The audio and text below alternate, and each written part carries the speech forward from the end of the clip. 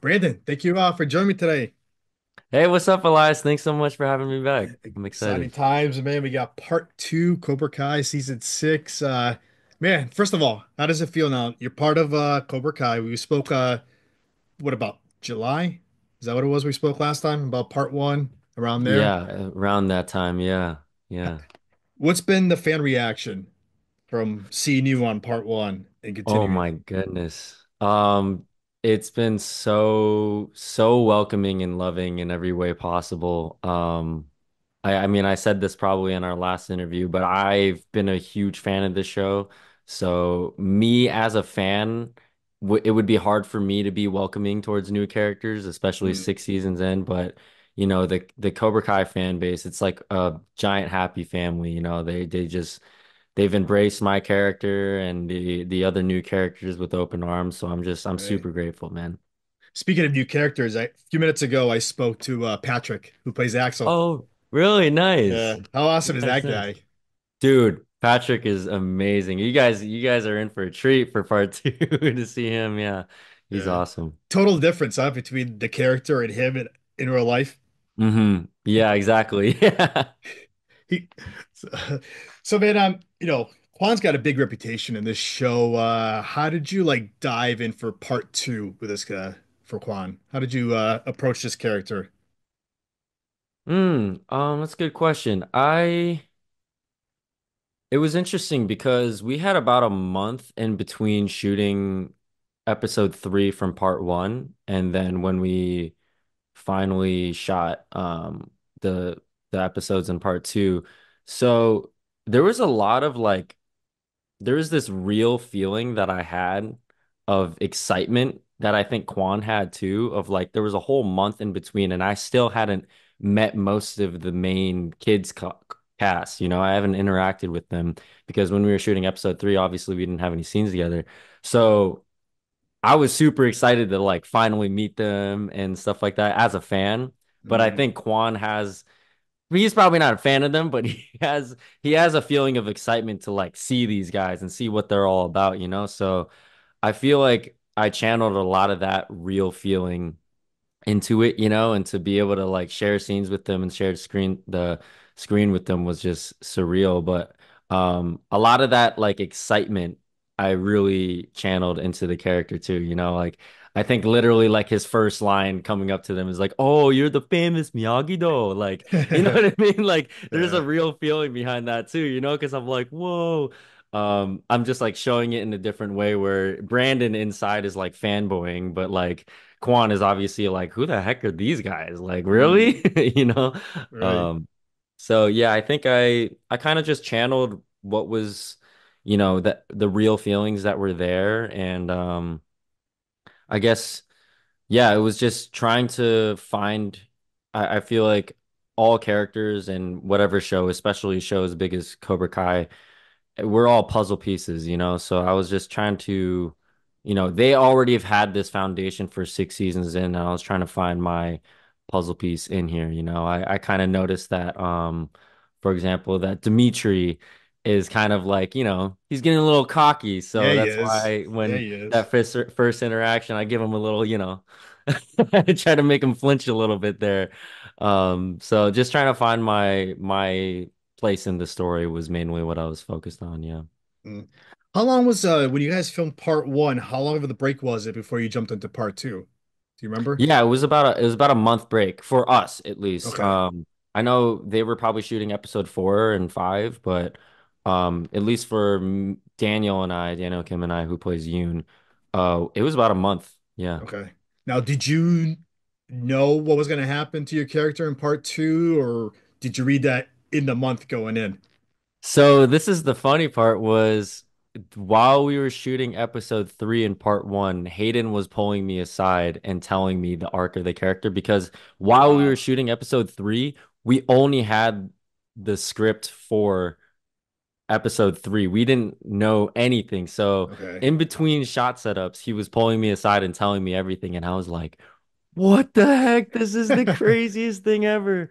So yeah, I found out pretty late in the process, but I was very, very honored and super excited for part two. So that's why I was Yeah. even more excited having that month in between. I was just training my butt off, back in LA and just like getting ready for the Mm, games, the Sekai Taikai. yeah. Yeah. Were you a little bit disappointed about what's going to happen to your character? Well, spoiler alert, what happens to your character Yeah, in yeah. part I mean, two? huge spoiler alert. Anyone listening to this right now, if you haven't watched it, go watch it before we dive into this right now. But I think I was kind of just shocked. I was more Mm, excited than disappointed too, because the way Hayden, I mean, Hayden's hilarious. I love Hayden.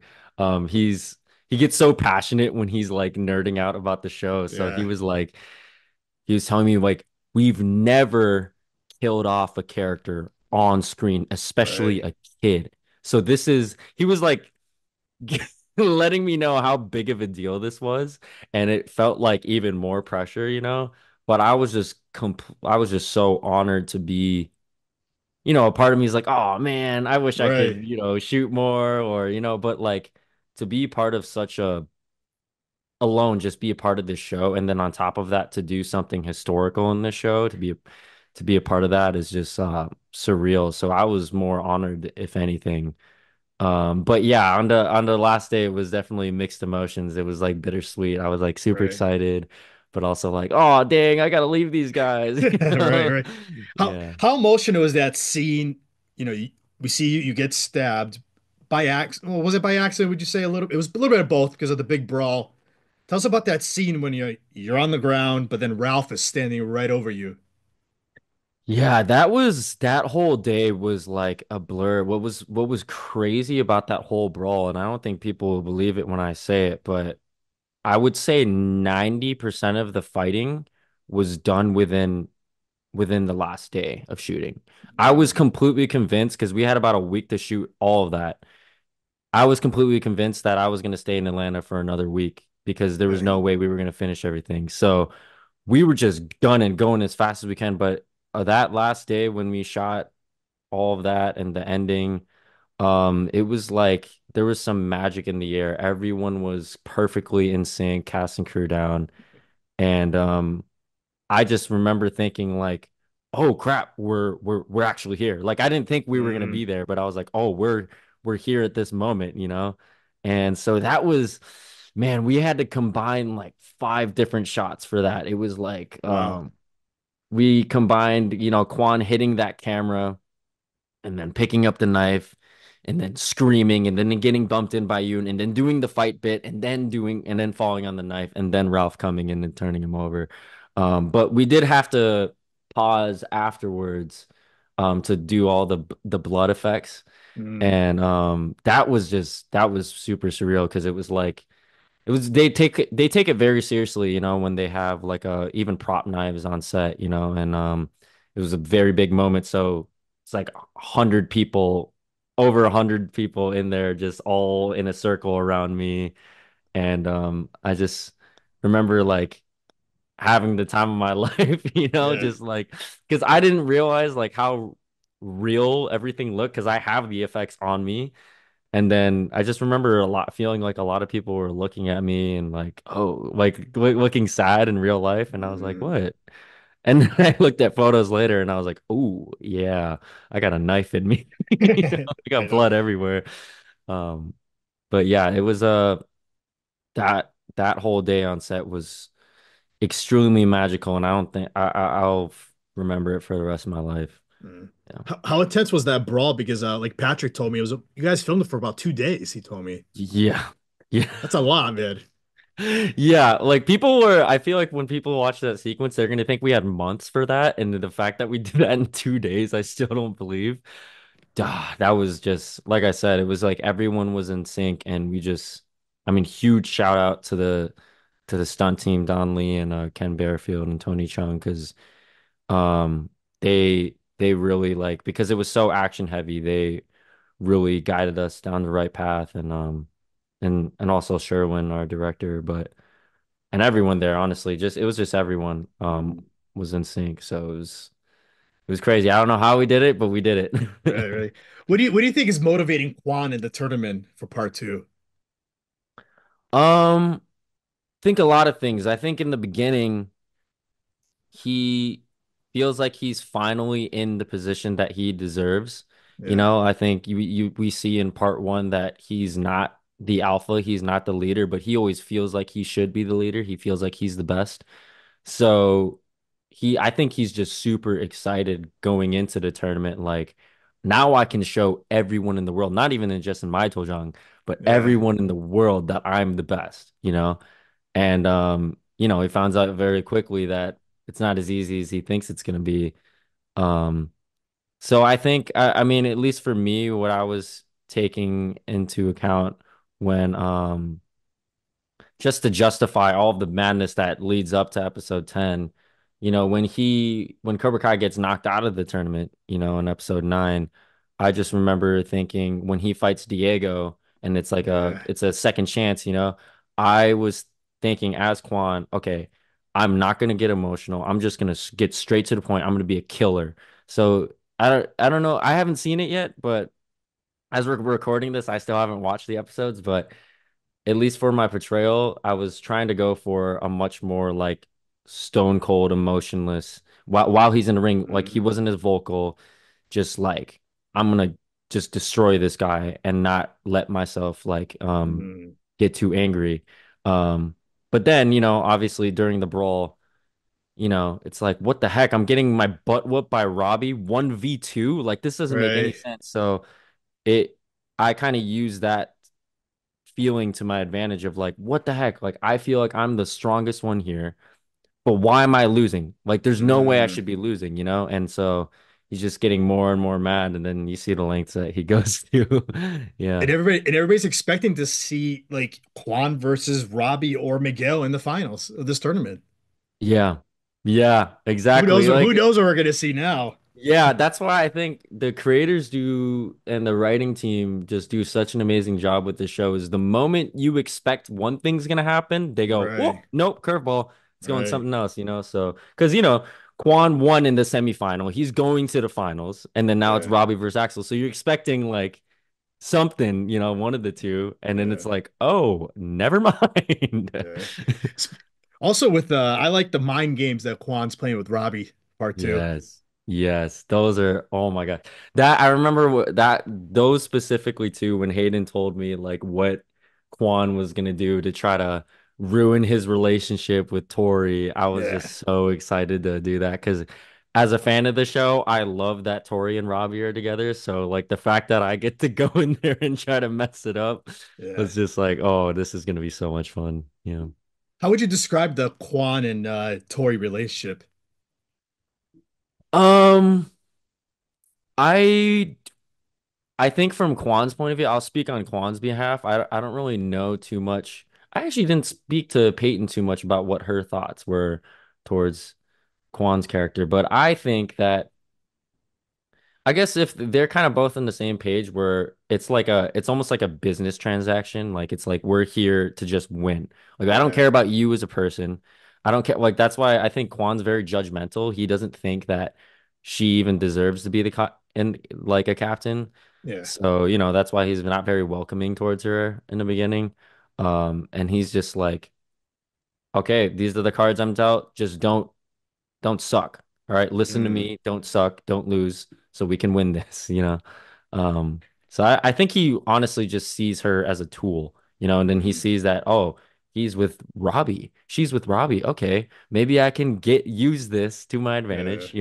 Use anything, any tool. I think that's what he probably learns from Kreese is like I gotta use anything, any edge that I have to win at all costs. Mm, So he's using that tool of using Tori to try to, get in Robbie's head, I think. Yeah. right.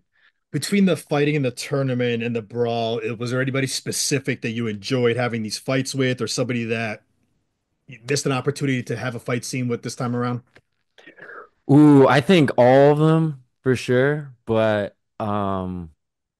definitely because I mean it's the rivalry that we see in part two, Robbie.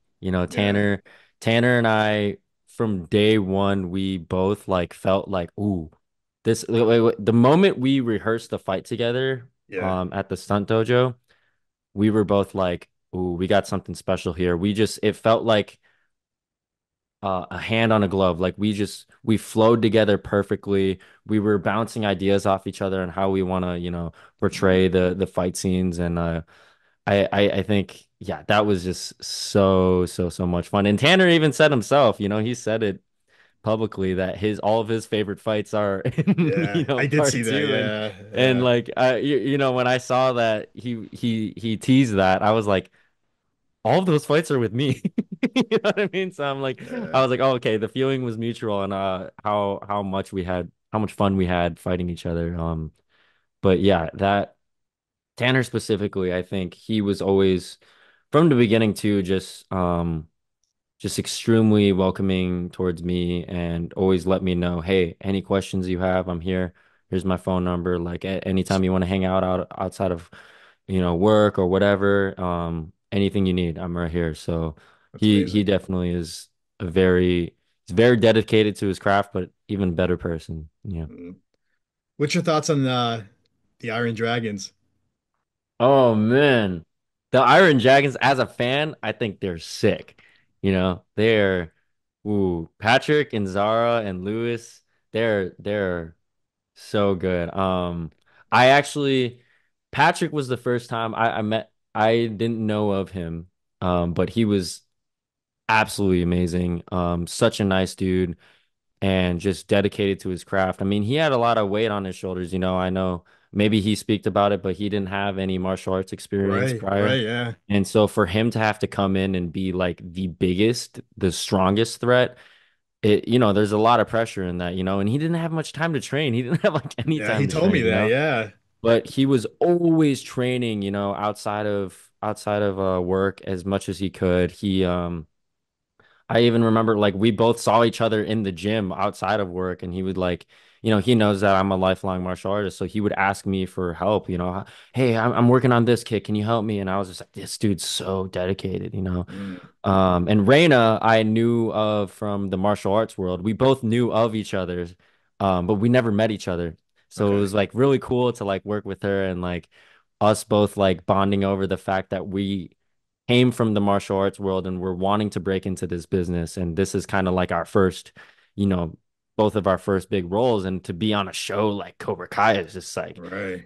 absolutely surreal. And then yeah, Lewis and I actually both had a mutual former mentor named Andy Chang, who he's a member of the Jackie Chan stunt team. He was Okay, in all of the Rush Hour, Shanghai Noon movies with okay. Jackie, or stunt team member. And Lewis worked with him back on Into the Badlands. And I remember when I made the commitment to go into acting because I was doing a movie called Knights of the Zodiac with Andy Chang. He was action directing it, and he told me, he's like, if you want to act, you need to quit stunts and go all in, put all your cards on Mm. one hand. And he was like, look at Lewis. See, look at his career. He did Mortal Kombat. Blah, blah, blah. So he kind of always used Lewis as like as a role model for me. He's like, if he Yeah. can do it, you can do it too. And so it was crazy full circle to be able to work with Lewis. I just remember all of a sudden seeing him on the call sheet, and then we're in the van together going to set, and I was like, what the heck? Lewis, that's you. And so it was really cool.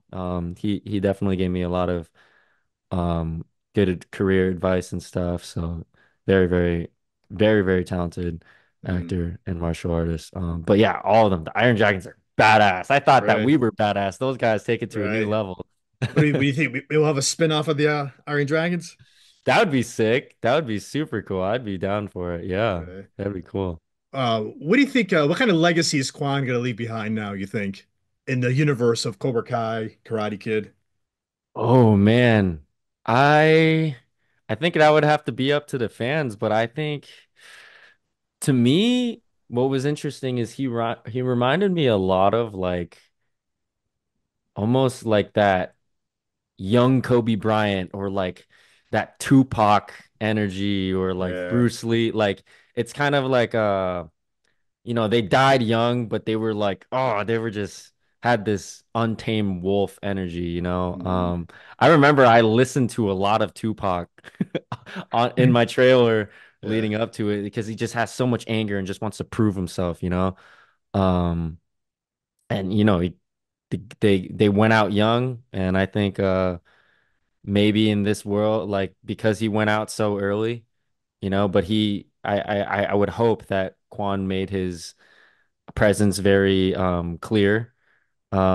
I think what the fans love to do when they're like, "Ooh, this person fits this person," like they're Yeah, gonna forever kind of trying to play that, that game of like whatever characters if they keep doing spinoffs of Cobra Kai later, they might throw Kwan's name in there and be like, yeah, this guy would versus Kwan. What's that gonna how would yeah. that match up? But yeah, I would hope that I think that for him, it just brings a lot of what ifs.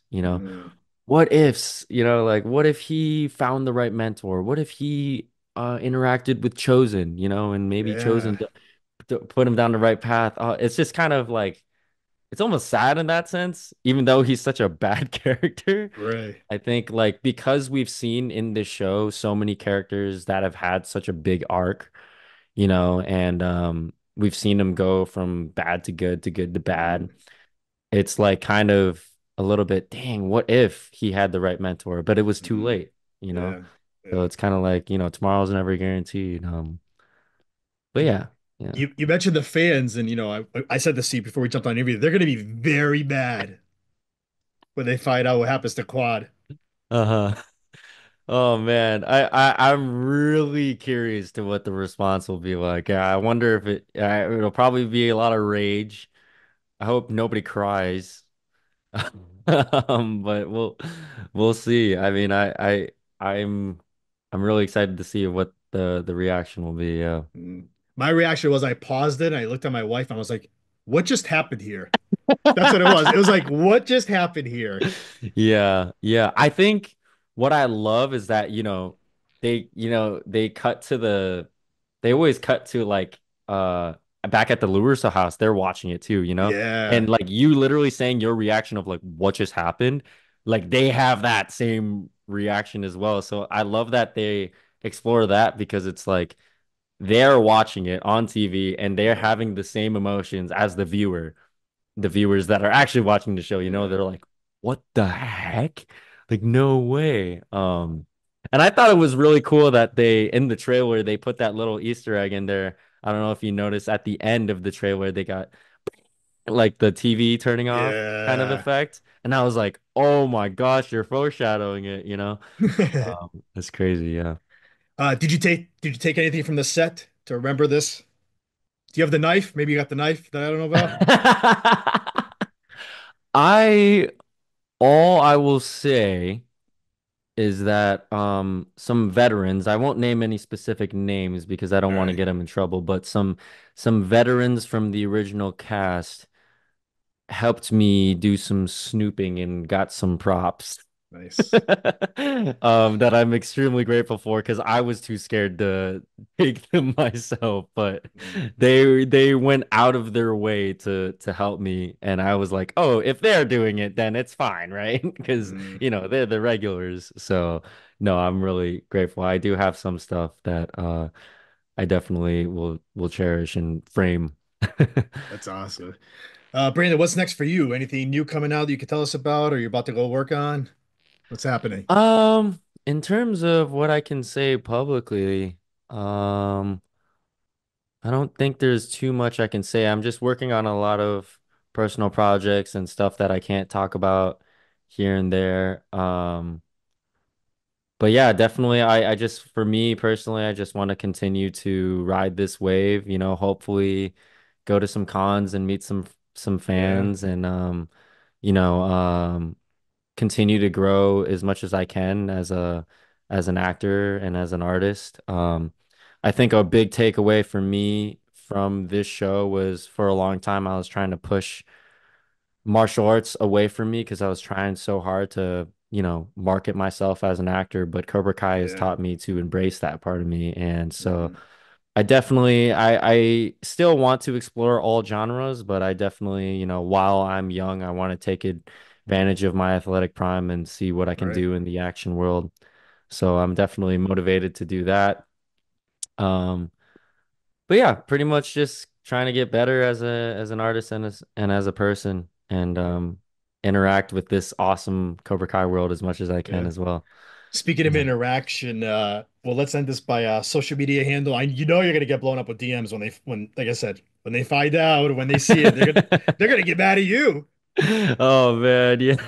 See, I mean, it wasn't my decision, you Right, know. right. I didn't want yeah, my social media handles. I'm Brandon H. Lee underscore official on Instagram and TikTok. I also have a YouTube channel named Brandon H. Lee. I also post a lot of comedy sketches on there. I do a lot of my own indie projects. So if anyone, it's very different from Cobra Kai. But if anyone's interested in seeing more content like that, I do a lot of comedy sketches on there. So feel free to check me out there on there. But yeah, that's pretty much it for social media handles. Yeah. Amazing. Brandon, thank you for giving me a few minutes today. Let's get you back on for future projects. Of course. Thank you so much, Elias. Thank you so much for having me on. I had a blast.